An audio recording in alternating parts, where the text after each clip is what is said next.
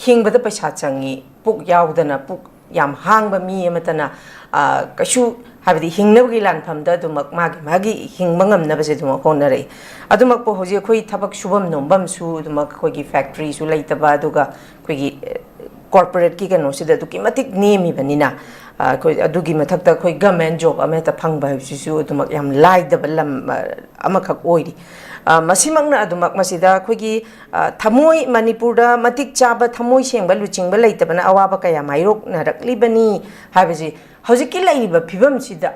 नत्रगना after 1 decade सी मनुंगदा हौजिक सी सेमदोक्त्रिङैदा ओजा शान्तागी वाखलोंदा मतिक चाबा अखोगी मियोइसे थोलखिनी हाबदी अखोइना उबदा from top to bottom अयाम्बा दुम मागी नोंगी साफगरगा लोइरे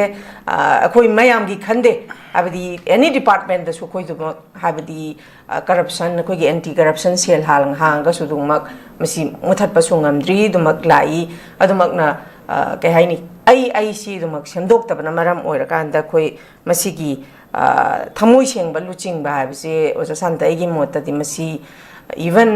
अखोइ ओजा पाबुंग खोगी लाइवै खबर हिजम इराबोट की मतुंगदा येंगरगा खोगी शर्मिला चही चरा हेलमे दुबु उपाय लेतदना माजु स्ट्रेटजी म होगा मा मयुमदुमक पानकी अदुमपु लैरिबा फिबम सिदा मणिपुरगी लैरिबा फिबम सिदा थमोय सेंगबा लुचिंगबसे थोगलखिनी हाबगी थाजबसे ओजा शान्ता लैब्रो कमाइन तवै लुचिंगमदी थमोय सेंगबा याम लैरम हैना ओजाबी मोजे मा थमोय सेंगदे हाबदी यारोयदरा बिरेन जी थमोय सेंगदे हाबदी यारोयबा मागी जगा खरदेदी लोइनमक सेंगना दुम तौरिनेबा सेंगद्रगबु सी दोसासे तागद्रो वारीबु होजिक तौरिसे दोसा ताबनेबा खोइन तौइसे पुरा दाव यादबा खोइगे कयनी सही कनो लेंगा पायपदा सही मंगा लेंगा पायपदा सही अनि ना केम तौदरा लान तौदना फुनादना दुम खदांग नोम तोखरे सही लेमौरिबा सही अनि मखाइ मुले होजे अदुम केमता तहनदबिदा थंबसे सिगी मनुंगदा प्रोक प्रोक साकदो आदि करिगुंबा खरददी थमोय सेंगना तौगेना खल्लुबदगी सोय ओरंगनेबा अमा एमपी ना वोट कारिसिसु मार्क्सु इचमजमना कागिबदि नतेबा मियामगी दमक करिगुंबा खरदी आई तंजासिदा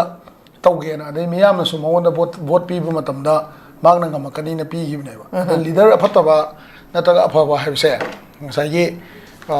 लीडर गिदी याम लुरिसे कइनो गाना अखोइना nganगम पोचे अखोइना हेक तौबा ngमक्त्रबा मदुगी लान मदुगी पाप मयामदो अखोइदा मयामना लोइ थांजलकदोइनेबको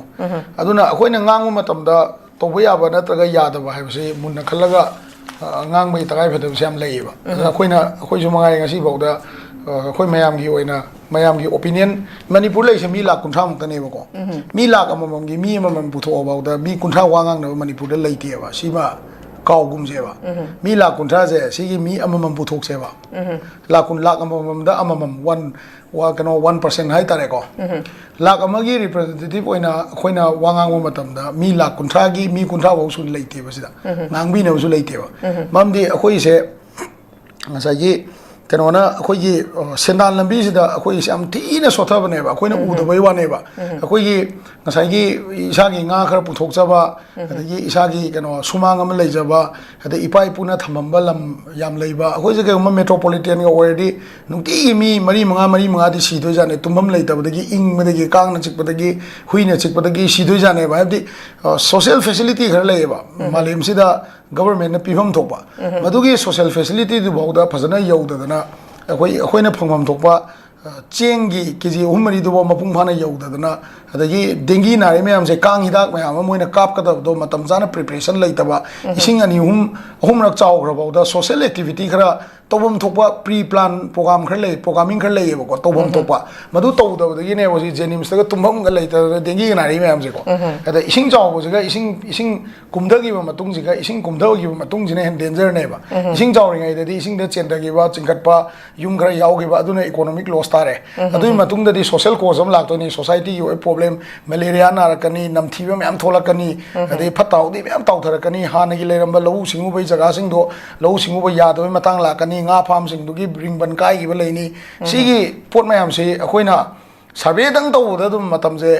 tha amani lawraga package duna tha taruk le pirakpane ba yam sam example de ko ada masi manung sida leiriba lei manung duda miyam na honagiba miyam gi awabado adugi potodi kanamdana ubideba aduna mase economic package na traga kenogi matang sila akandadi akoi gi se कहनी self sustain होइबा इसाना था अमदा लिसिंग कुन कुंठा तानबा याबा फिबमदा लेत्रि भाव को अखोई से अदुम खरा problem खरा अदुम लेगिनी सरकार दे याम एक्सपेक्ट तोंग लेते द तुंगदा लेंगा अमा लागता सो मागी प्रोग्राम एंड पॉलिसी दु येंगा याम का हेना एनी चीफ मिनिस्टर लाक्सनो याम का हेन तोबंग अम कछु ले रोय मरमदी इकोनॉमिकली अखोइना बैकवर्ड ओइरिसे nearly 50-60 years in a backward way grabne अखोई इकोनॉमिकली अखोइना कनो बिल्ड अप तोंग न होना ngasai toan toan ba industry gi leader me am changi intellectual me am changi manipur da crore manga putho ka ba to leite ke no swai da khoina thau tum khara che laga stock tok salaga hayeng khara ke ni pot leiter ba matam du da amu yon do ma re ba ko stock le to ganda aduna running business ta ngasai state ta tax am ka ba ya ba economically khoi survive tong na ba miyam sigi per capita income je heng na ba su ma to ba ya ba thawak am ta leite saka hanagi lengak pa ra masing na su semam de aduna masi matam khara changi ni chai kun guntra maga अखोई मतम दगदी उबो फंगदो मानदे building अवांग अवांग बदी उरक पे आइको building अवांग अवांग बदी उरक पे अदुबु मदुद लैनब मी दुदी खरा वानी ngасai मी लमदगा फ्लैट का सेमदना ngасai के हेने को मदुद बरा गा थिनदना लैबगी कैपेसिटी दो अदु कछु लैगदो मानदे स्माइन तमजगे ओके